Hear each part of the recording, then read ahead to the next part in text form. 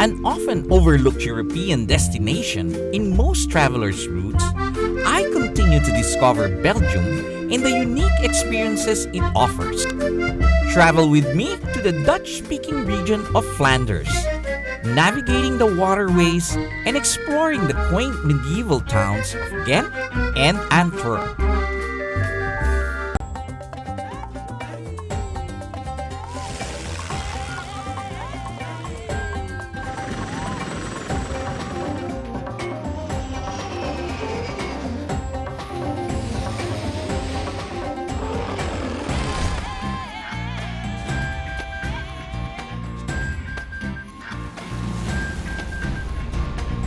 From Brussels, I head northwest and make a stop at the town of Nazareth to see my good friend Peter.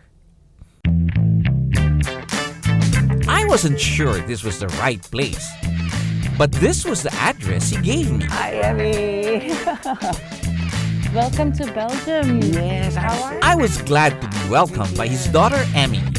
Where's your dad? Is he here? Oh yes, he's here. Let's go look for him. Okay. Oh, there he is. Well, Peter, how are you? Joy, good to see you. You made it to Belgium. Good, perfect. I am happy to be here. It's always nice to be in Europe during summer. I didn't realize you were in the car business. I thought you were just arranging for the car rental. No, this is our business. We're selling and renting cars, so Okay. I got something special for you outside. Really? Yeah? Okay. Wanna go? Yes, I'd like to look. Peter is a pilot who has been to the Philippines. Hearing that I was visiting Belgium, he wanted to show me around his side of the country. And as luck would have it, he's able to provide me a means to get around. Think about this one. What is this? It's a nice convertible. Wow, I would love this. This is nice.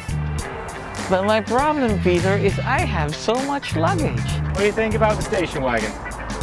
I think I like the station wagon more. Okay. Is this a key? Okay. Thank God you took the station wagon. You're safe now, baby. As Peter finishes up on some work, I proceed to the town of Ghent, where we will catch up later in the day. Ghent is a city steeped in history, being one of the wealthiest and most powerful cities in Europe during the Middle Ages. Its rich past can be seen in the imposing architecture throughout the city. Peter arrives and was kind enough to give me a walking tour of this very picturesque town. We start at the beginning, the canals of Ghent that paved the way for the city to become a prosperous trading center. This is the harbor here, but this is the start of the harbor, going to that direction, the Graslee. And that is where all the boats came in and where they transport their wheat and everything that needed to be transported. And that's where Ghent started, and that's how it was built on. I see. Peter tells me that it was easy for trade to happen because boats could just pass by houses carrying fresh catch, even meat and other produce, and sell them to the house owners beside the canals. We walk further in this area, considered to be one of the oldest in the town. The cobblestone paths then take us to an old medieval castle. Here we are at the most known building of the city, I think, and that's the Castle of the Counts, in Flemish, het Gravensteen. Gravensteen. Yeah, Wow. Gravensteen. Graven means counts, and steen is just the stone, the building, so it's a castle. The castle originally was started in summer 900 and was added on by so many, mostly Spanish people, because we were under the Spanish influence in those years. Over the centuries, the castle has served many purposes. Seat of power, coin mint, factory, even as a torture chamber. But it was an impressive structure, and I can just imagine how each stone was laid to form this magnificent edifice. Too bad there weren't any damsels in distress needing to be rescued. So these two knights in shining armor continue to walk and explore more of the town. Our feet take us to what locals consider the most beautiful part of their city, The Grassley and Coronlay. This old medieval port used to be the bustling hub of traders in the city. Today, the rows of historical buildings that line the river and the boats that ply its waters make it the most photographed scene in Ghent. So Peter, this is one of the oldest section of the town then, huh? This is what we were talking about earlier. This is the place where it really started. This is the harbor of Ghent. Most of these buildings still have on top of it something that tells you what the building was for, who belonged, who the building belonged to. Mm-hmm. For example, if you look at the building behind us here, you see a ship on top, a golden ship on top. That was the house of the shipbuilders. But Peter, I also noticed that the structure are like stair-like structure of the ceiling. I mean, majority of the buildings are such. What was the purpose of that? It tells you what century these things were built. It's architecture, and it could hide a lot of things behind it. You know, you see the facade, and the roof behind it was not important. The facade was really important for that. We strolled along the river and went over a bridge to the Limburgstraat, the main road that leads to the city's famous three towers.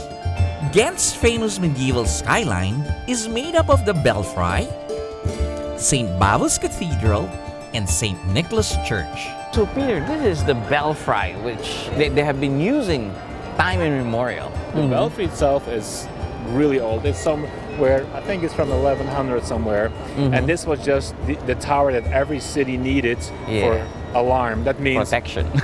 the enemy could come, there could be a fire in the city, whatever. If there was any danger, they would just ring the bell. And over here, this is the cathedral. This is the St. Bav's Cathedral. St. Bav's Cathedral. Known for two things. First thing is that all the bishops are buried in the cathedral here. Okay. And the second thing is that one of the most famous paintings in Belgium is the Lamb God. And it's here. It's here. And the Lamb God is mostly famous for one thing. And it is because it's painted in the 1300s by the brothers van Eyck.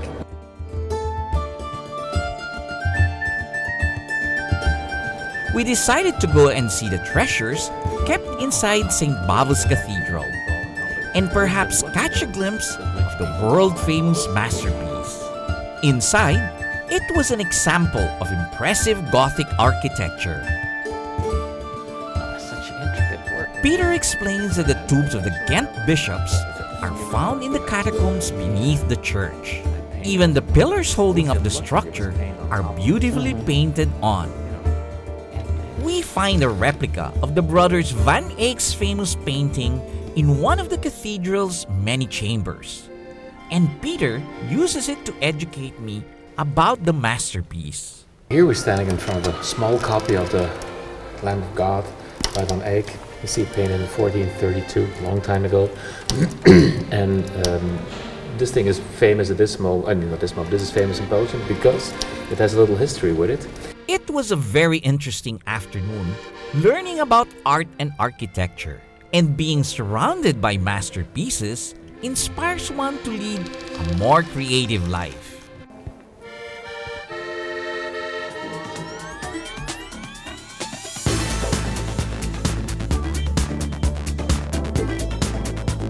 So when Peter mentioned a personal building project he's undertaking, I didn't hesitate to go and see it.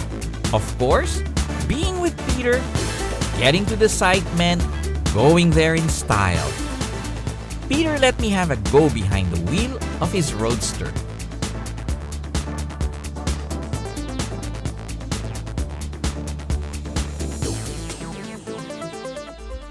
Well, this is a good project, huh? Talking about architecture, Peter. Looks like a big one. The original house is from early 1600s. The part on the left side, the left three windows. This is typical, is this Flemish or is this... This is typical of Flemish style. The windows. Also, what's really typical is the blue stone under the windows. That's typical Flemish. That stone. Oh yeah, sure. It has to. Can I invite you in the house? Yes, I would like to see it. Peter is restoring an old Flemish house, complete with an old tower. And what you see here now was covered with wood. The wood was not in good shape, we took it off. the stones and the stairs you see is the same that you could see in Ghent at the Belfry Right, and at the Castle of the Towns. Well, this is a good winding staircase. You can see hints of traditional Flemish architectural design around the house. Well, Peter, I'm so excited for you for this nice project that you have. Well, we're trying to finish it as soon as possible, and we'll be sure that when you come back next time, the guest room will be ready for you. Okay, thank you very much. I can help clean it now already. It was great to see Peter's restoration project progressing nicely. I guess it helps to be inspired by the beauty you see every day. That evening, we go to Peter's current residence and I meet his wife Kathleen, along with the true master of the house, Obi. Truly, the warmth of a city is reflected in the hospitality of its people. I attempt to get an even better perspective of Belgium by going way up above, prepared for another flying adventure. Up next. She loves me. She loves me not.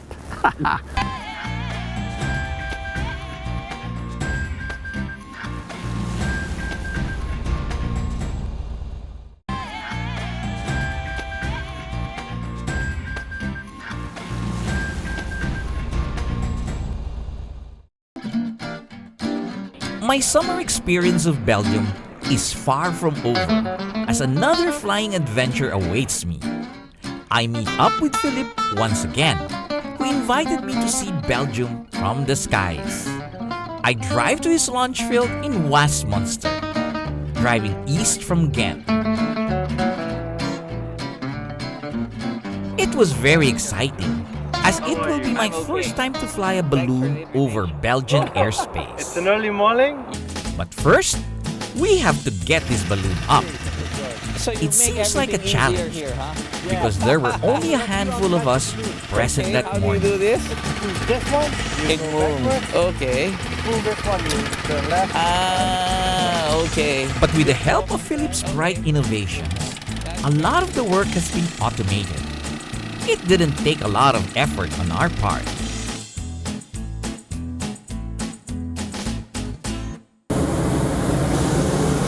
Are you ready, Captain Joy? I'm ready whenever Okay. you are. It's such a nice takeoff point, huh? Yeah.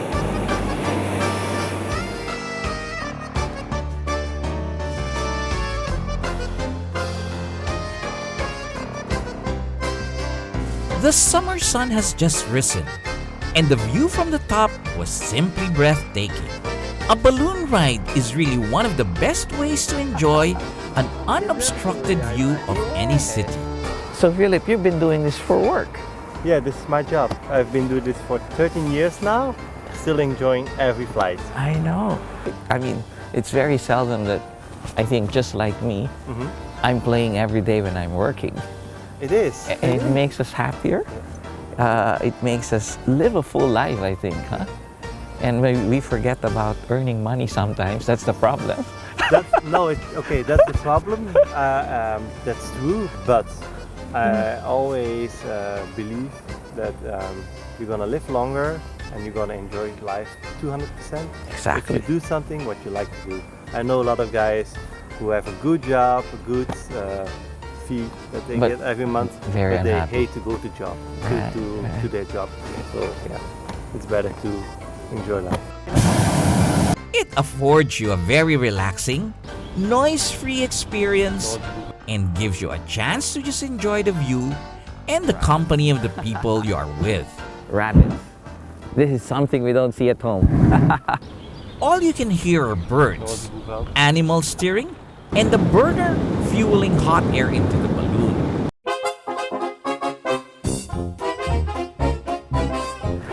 This is just such a pleasant view. Can you look at these horses just running around? You almost feel like you're in heaven. And let's see if I can grab some leaves.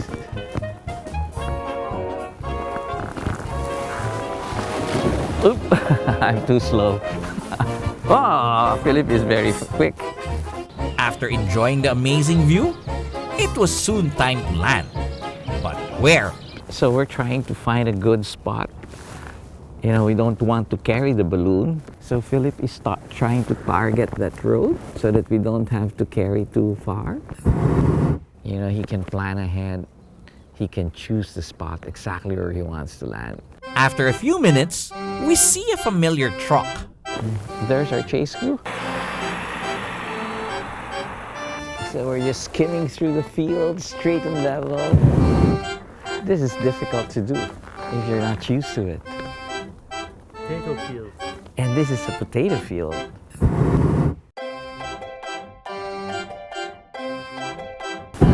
Chase crew is there. Rabbits to welcome us. Oh, you don't believe that. Horses coming over, so in case we don't get a ride, we get to ride the horses. And then we land.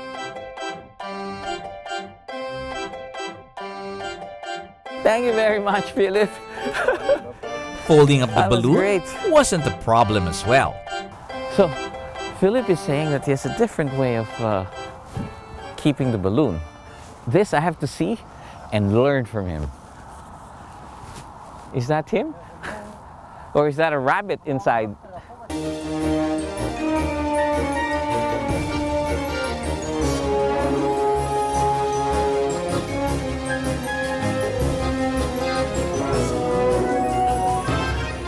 With the balloon tidied up, every balloon pilot knows what's next. Time-honored tradition of sharing a bottle of champagne after each flight. Yay! Your first bottle you opened with a sword. Thank you, Filip, for the great flight and for teaching me a lot of new things. Hope you enjoyed it. Thank you very much. Cheers. Thank you for your confidence. It was Thank such you an very enjoyable much. morning flying with Filip, Congratulations. Paul, and Yay. Jonas. Thank you. I drive back to the heart of Ghent, still with heightened senses from the balloon flight earlier. I enjoyed strolling around its cobbled street, absorbing the beauty of this charming little place. The place is so pretty that it inspires all these kids to learn how to draw and paint. Walking along grass lane, I see an inscription along the banks that reads, "Under the moon lies the long river. Over the long river lies the weary moon." And true enough, you have not experienced Ghent fully until you've seen it at night. Of course, the locals know this. And they are as much fun loving at night as they are during the day. An award-winning lighting plan was installed throughout the city to allow everyone to appreciate the structures that adorn it, even at night. But of course, there is nothing more marvelous than God's own lighting plan, with the grassley illuminated by the light of the weary moon, as the poet described. Tomorrow, I set off to visit another city here in Belgium, and I look forward to seeing its hidden gems. Find out more after the break.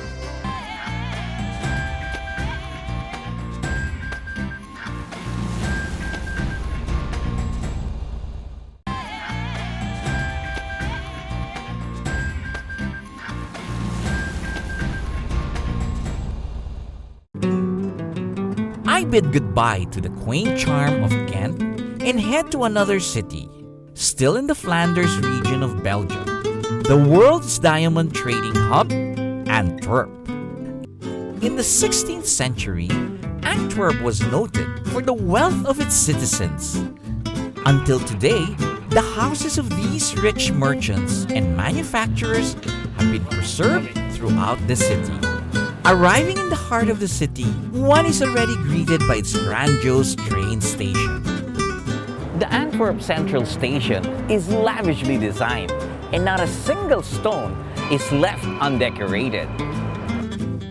An architectural monument in itself, Antwerp Central Station connects the city internationally to Amsterdam and Paris, and locally to the different cities around Belgium.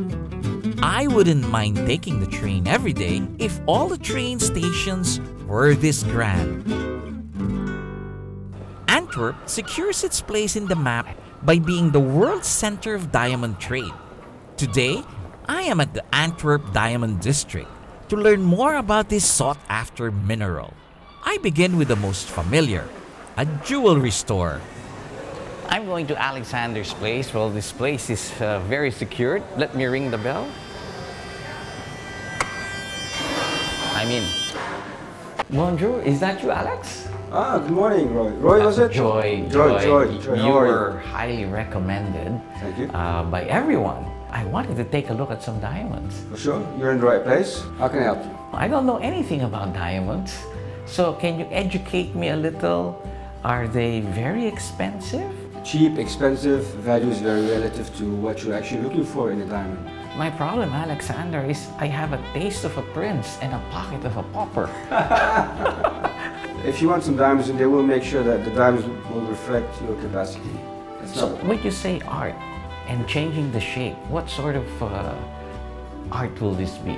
You know, in the best of days of Antwerp, there were 48,000 polishers In this small city. in the small city. Now we're down to 847. Of these 847 which are left in Antwerp, and these are the crème de la crème, the best of the best, 5 of them I consider artists, geniuses. Yes. And I'm working directly with them, and they are creating new shapes that are just masterpieces. They are unbelievably beautiful. And those are the pieces we consider as art. Craftsmanship and art. Alexander summed it up very well. The diamond trade brings the two worlds together, and that's what makes it so unique and special. I then proceed to another shop close by, which specializes on, shall I say, a different facet of the diamond trade. Well, we've seen the finished products, but what's really important is the person who turns these stones into diamonds. And Johan here will teach me exactly how to do it. Hi, Johan. Hi, how are you? I'm fine.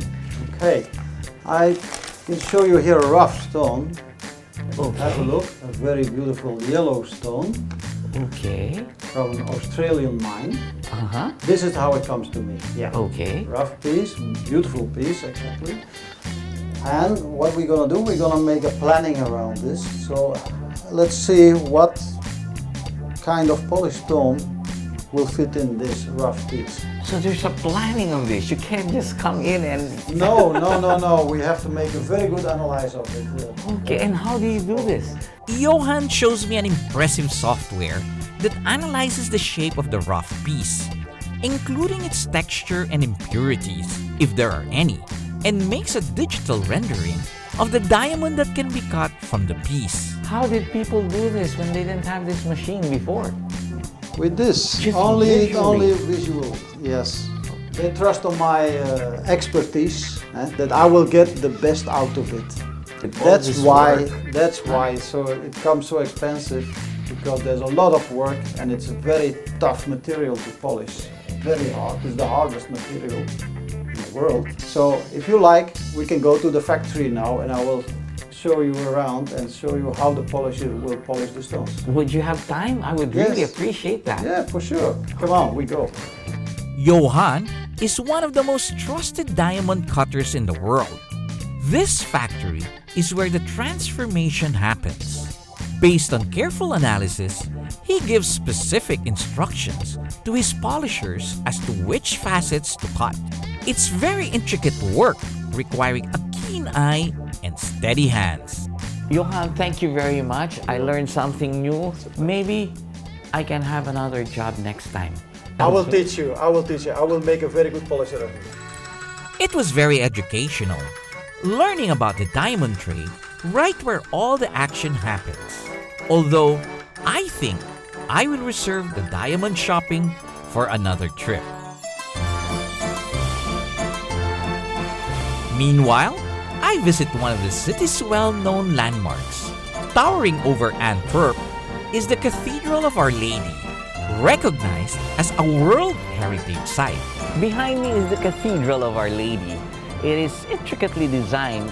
It is sometimes called lacework in stone.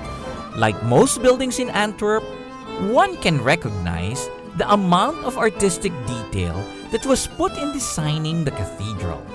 From outside, going in, walking its well-lit and spacious interiors make one appreciate this cathedral's quiet beauty. It invites one to spend time on quiet reflection and meditation. I conclude my exploration of Belgium by enjoying a leisurely walk around Antwerp's remarkable buildings and friendly streets. I stroll along the port of Antwerp, one of Europe's largest seaports. Arresting panoramas of water, artfully designed buildings, centuries-old structures, and people who are eager to share their culture. These are what you can expect by visiting these cities. But adventure, friendship, moments of sheer bliss, often unexpected experiences are what I will remember the most. Trust me, Ghent and Antwerp are truly places to be visited in one's lifetime. This has been your captain, Joy Roa. See you in the next Asian Air Safari. Way, oh, way,